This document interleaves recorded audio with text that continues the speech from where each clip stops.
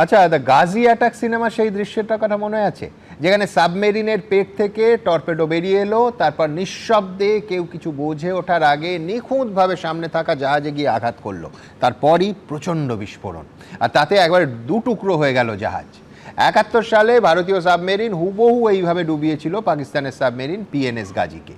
Reel আর রিয়েলের এই ঘটনারই পুনরাবৃত্তি হলো, প্রায় এই ঘটনারই পুনরাবৃত্তি বলা যায় বুধবার।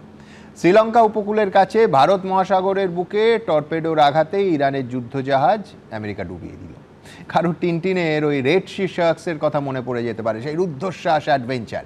কিন্তু রিয়েল, যেখানে রিল বা কমিক্সের থেকেও অনেক ঘটনাবহুল, সেটা এই ঘটনা প্রমাণ করে দিল। কারণ এই উত্তাপের মধ্যে ইরান কার্যত আমেরিকাকে চ্যালেঞ্জ জানাতে তার দ্বিতীয় রণতরী পাঠিয়ে দিল ভারত মহাসাগরের বুকে, ওই ঘটনাস্থলের কাছেই। আজকে আমার পরের বক্তা কর্নেল পৃথ্বীরঞ্জন দাস। তার মানে কর্নেল দাস, যুদ্ধের ষষ্ঠ দিনে পরিস্থিতি যেদিকে যাচ্ছে তাতে শুধু মধ্যপ্রাচ্য আর নয়, এই যুদ্ধ ক্রমশ বিরাট আকার নিচ্ছে এবং শেষ পর্যন্ত সেই যে আশঙ্কা যে তৃতীয় বিশ্বযুদ্ধ, সেই চেহারা নিতে চলেছে। আমি প্রথমে আমার বিশ্লেষণটা বলি, হ্যাঁ, তাতেই আমরা একটা কনক্লুশনে আসতে পারবো হয়তো। যেটা ইরানকে দেখে আমাদের যা মনে হচ্ছে এখন, বড় অসহায় একটি শিয়া ধর্মের শীর্ষ শক্তিশালী দেশ, 5000 থেকে 6000 বছরের সভ্যতা, এখন তার অবস্থা 57টি লোক per square kilometre population density. 1979 সালের পরে যেই পরিবর্তন মৌলবাদী তন্ত্রের মাধ্যমে হয়েছে, সেইটা দেশটাকে একটা দুর্বল অথচ জেদি দেশে পরিণত করেছে। এই মৌলবাদী তন্ত্রের সোশ্যাল ইঞ্জিনিয়ারিংটা যেটা হয়েছে, যে মানুষ ধর্মকে এত বেশি বিশ্বাস করেছে এবং এই ধর্মের মাধ্যমেই সে শক্তিশালী হয়ে ওঠার চেষ্টা করেছে, কিন্তু নিজের সামরিক শক্তিকে সে তৈরি করতে পারেনি। আজকে দুটো ক্রাইসিস যেটা ওরা দেখছে, যে ওর পার্শ্ববর্তী দেশ ইরাক, ইরাক 65% শিয়া, বাকি রয়েছে সুন্নি 15% থেকে 20%, তারপর হচ্ছে কুর্দ। ইরাকের শাসন ব্যবস্থা চলছে, প্রধানমন্ত্রী শিয়া, প্রেসিডেন্ট হচ্ছে কুর্দিশ, পার্লামেন্টের স্পিকার হচ্ছে সুন্নি। ওরাও সেরকম সাহায্য দিতে পারছে না। তো সেই এন অবস্থায় সেই কথা আমার মনে পড়ে, যেটা আমরা গীতায় সেটাকে যদি বাংলায় অনুবাদ করি, পরিণাম না ভাবিয়া নিজ শক্তি না দেখিয়া যে কর্ম করো সে কর্ম তামস।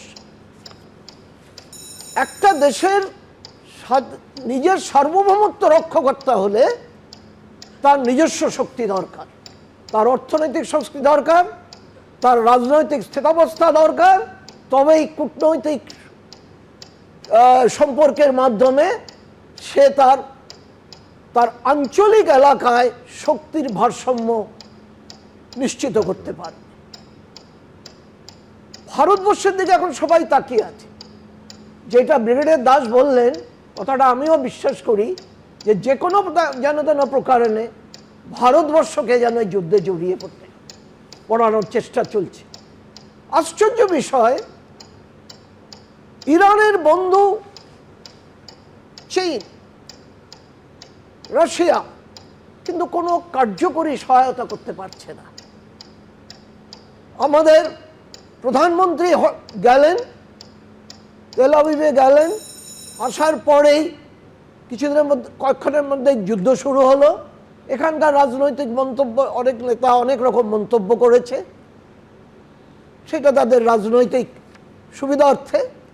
কিন্তু আমি যেটা দেখছি, উনি চলে আসার পরে এত বম্বিং, এত মিসাইল হলো, ভারতবর্ষের যে তৈরি করা চাবাহার পোর্ট বা ভারতবর্ষের যেখানে ওখানে বিনিয়োগ করেছে সেই সব সংস্থাগুলির উপরও এখনো কোনো ইসরায়েল বা আমেরিকা কোনো আঘাত হানেনি। এটা কাকতালীয় কিনা বা প্রধানমন্ত্রীর কোনো ইনিশিয়েটিভ আছে কিনা জানি না। কিন্তু অ্যাট দ্য সেম টাইম ইরানের সাথে ভারতের সম্পর্ক খুব ভালো। ব্রিক্স এসসিওতে ইরান যাতে সদস্য হতে পারে তার প্রচেষ্টা ভারত করেছে।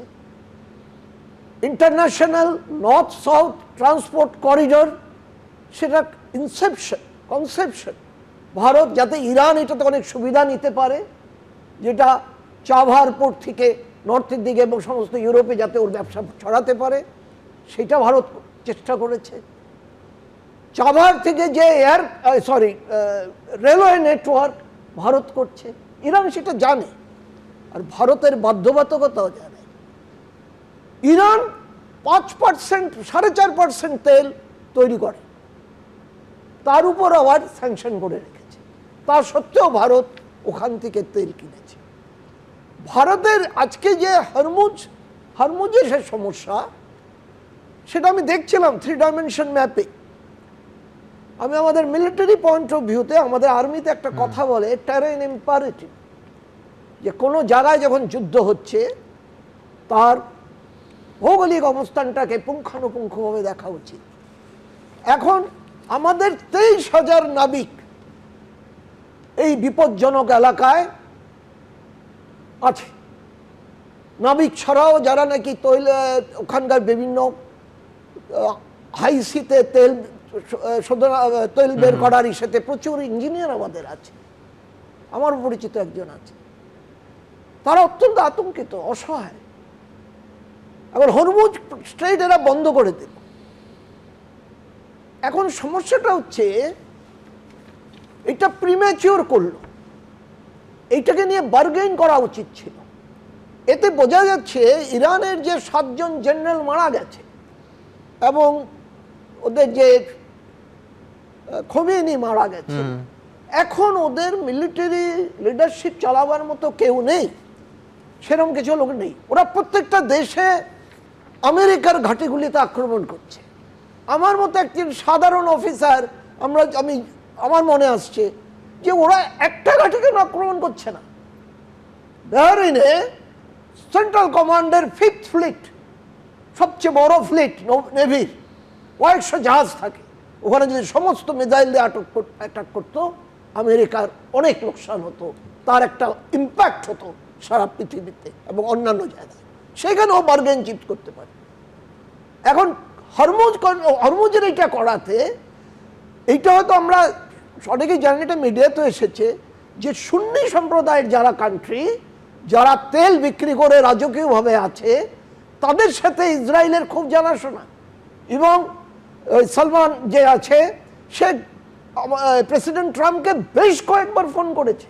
যখন ও জানতে পেরেছে যে আমেরিকান ইন্টেলিজেন্স রিপোর্ট দিয়েছে প্রেসিডেন্টকে যে আগামী 10 বছরের মধ্যে ইরানের কোনো পরমাণু বোমা দিয়ে আমেরিকার বিপদ ঘটাতে পারবে না, বেশ, কিন্তু তা সত্ত্বেও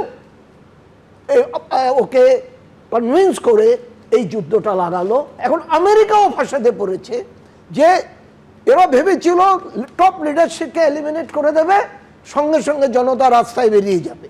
ওই সিনক্রোনাইজেশনটা করতে পারেনি, কারণ IRGF যে আছে ওরা অত্যন্ত বর্বর, অত্যন্ত ক্ষমতাশালী।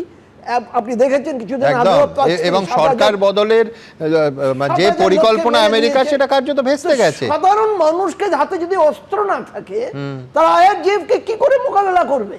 বাংলাদেশ স্বাধীন হয়েছিল মুক্তিযোদ্ধাকে আমরা অস্ত্র দিয়ে তৈরি করেছিলাম। সুতরাং রেজিম চেঞ্জ হলো না এবং সেইখানে নিঃসন্দেহে আমেরিকার পরিকল্পনা সফল হলো না। আমি বলছি যে কর্নেল দাস শুরুতে ইরানকে অসহায় বললেন, সামরিক দিক থেকে কতটা অসহায় সে প্রশ্ন থাকবে।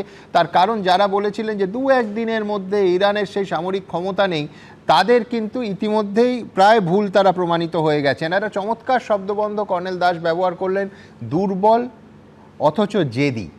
এবিপি আনন্দ, এগিয়ে থাকে, এগিয়ে রাখে।